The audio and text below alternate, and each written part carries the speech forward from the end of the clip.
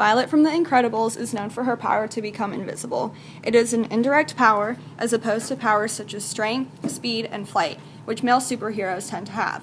Violet's skin-tight outfit and face mask show off her body but hide her face. Typical male superheroes wear capes and do not hide their faces. Women superheroes often have defensive powers, whereas males are offensive. This further promotes gender stereotyping and discrimination. Even Disney Brain is exposing functionalist, conflict theorist, and interactionist point of views to children. Males fighting to protect while women staying back, men must stay on top and be the powerful gender, and the influence these superheroes have on children introduce gender stereotypes without realization. Go. Superman was born on Krypton, but his dad sent him to Earth because of people trying to destroy the planet Krypton. He landed in Kansas, and the Clarks found him in a field and raised him as their own son, with his new name being Clark Kent. As Clark got older and reached 18, his powers became evident, and he decided that he was only going to use them for good and went to Metropolis for college. He had to use his powers in public one day and then create a secret identity of Superman. Clark went to work at the Daily Planet as a journalist, and he promoted truth, justice, and the American way. His superpowers include telescopic vision, microscopic vision, X-ray vision, heat vision, a force field around his body, ultimate strength, and being able to fly. Male superheroes all have the same characteristics: six-pack and guns, wide shoulders with a narrow waist, clean-shaven with a strong distinctive jawline, dark hair with dark complexion, skin-tight jumpsuit with either an emblem on the chest or a belt to draw attention to the muscles on their body. Some superheroes have a cape, and Superman uses his to draw attention to his muscles by never letting the cape go in front of his arms. Superman uses gender identity by being a role model for the younger boys who are still learning what it means to be a boy or a girl, and usually the younger boys see Superman and think that they need to be like him to become the ideal man. Biological determinism is shown by Superman by gaining his powers by his father and by Krypton. There is institutionalized discrimination when Superman uses his values and only for good, that when it comes to having to kill someone, to believe that people will believe that he will do it because it's the good for the city, which is not fair to Superman for having to kill other people. Superman also has a self-fulfilling prophecy by his father sending him away because he knows Clark will do good for things for Earth, and Clark knows this as well, so he fulfills his vow in doing good things for the city.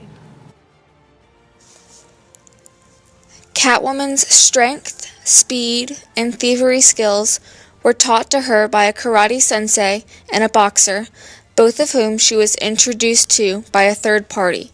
She had help. This demonstrates the fact that most female superheroes are given their power by men. In addition, the powers they do have are often defensive powers. Catwoman's powers consist of inherently feminine qualities, such as flexibility and sharp, nail-like claws. She is also inspired by the slinky feline mystique, which contrasts the animals that inspire male superheroes such as spiders and bats. To some extent, her overly sexual attractiveness, which is used to distract men, is considered one of her powers. Like most heroines, Catwoman wears her hair down because it is the style most consistent with the societal description of sexy, in spite of its impracticality. The gender identity she embodies is the cliché societal ideal of what a woman should be, which is curvaceous, subservient, and relationship impaired, but strong and capable because of all these aspects, and the men are shown as strong, intelligent, forthright, and true, protectors of the weak and small. Gender socialization, or the social process of learning how to act as a boy or a girl, is stressed to children in superhero films, which teach them how to act by showing boys how to be tough, strong, and super, while they teach girls to be passive or accept what happens without active response, and be the damsel in distress who is to be saved by the male superhero. The biggest superhero names perpetuate this because they have all been attractive, white, heterosexual men, while the women are hypersexualized. Batman, as known as Bruce Wayne, is a superhero that saves people in the city of Gotham and crooks that it has been taken over by. This idea came to Bruce when he was being trained by the monks of the mountains in his late teen years. The reason Bruce has a passion for fighting crime is because his parents were killed when he was 6 years old on the way back from a night out. He watched his parents be mugged and then shot by a crook in the city of Gotham. After his parents were killed, he was sent off to boarding school where he excelled.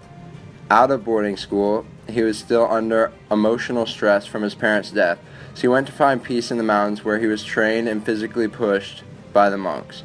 He was also taught valuable life lessons which sparked his interest in crime fighting.